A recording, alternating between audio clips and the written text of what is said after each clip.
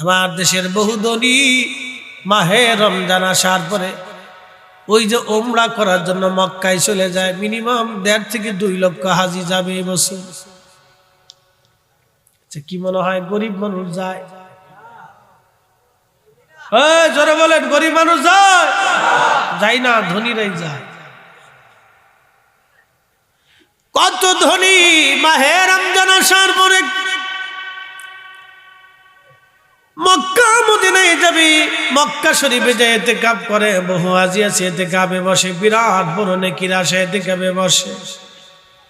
বাড়ির পাশে গ্রামে কত দরিদ্র মানুষ ক্ষুধার্ত থাকে, ভালো ইফতার পায় না। বহু মসজিদে বাংলাদেশে শুধু খিচুড়ি দিয়ে ইফতার হয়।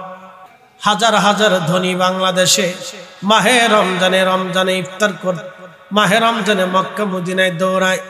বহু হাজি কিন্তু গ্রামের মানুষদেরকে তারা খাওয়ায় না, ইফতার দেয় না। কত গরিব মানুষ।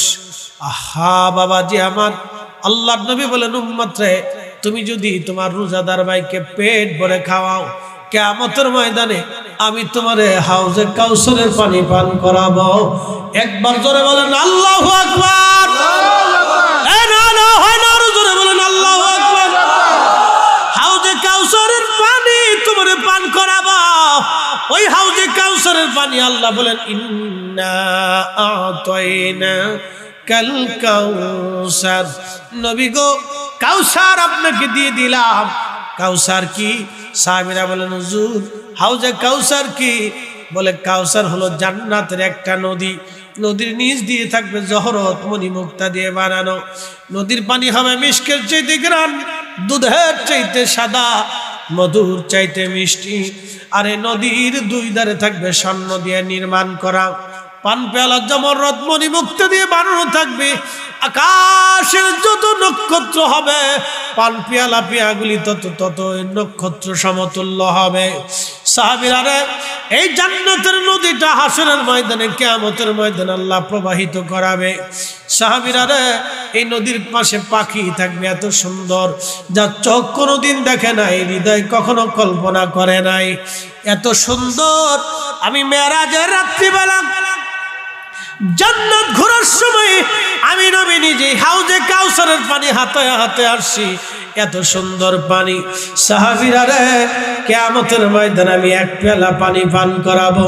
বেহেশতে যাওয়ার আগ পর্যন্ত আমার উম্মতের আর কখনো পিপাসা লাগবে না, লাগবে না, লাগবে না, লাগবে না। এই হাউজে কাউসারের পানি যদি পান করতে চান, রোজাদাররে পেট ভরে খাওয়ান, রোজাদাররে পেট ভরে খাওয়ান। আমি এক চাচা হাজিরা বললাম, চাচা কত বছর মক্কায় আসলেন?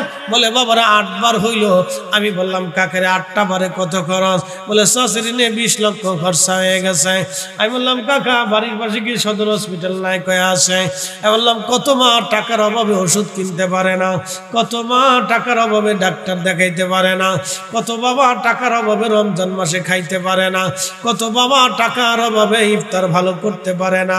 ও বাবারে, আল্লাহ পাওয়ার জন্য মক্কা মদিনায় বারবার আসলেন গো বাবা, আল্লাহ পাওয়ার জন্য মক্কা মদিনায় বারবার আসছেন। আমি বললাম, বাড়ির পাশের অসুস্থ লোকদের যদি চিকিৎসা করাইতেন, গরিব মানুষের ঘরে যদি খাবার পাঠাইতেন, আল্লাহ খোঁজার জন্য মক্কা মদিনায় আসা লাগতো না। আল্লাহ আপনি ঘরের ভিতরে থেকেই পেয়ে যাইতেন।